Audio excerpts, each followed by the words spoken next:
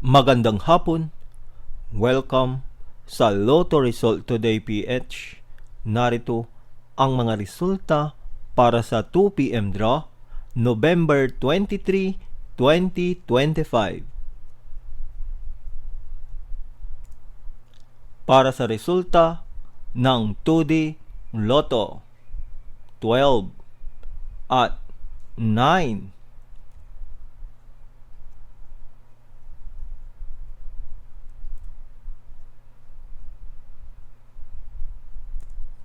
Para sa resulta ng 3D Lotto, 0, 7, at 2.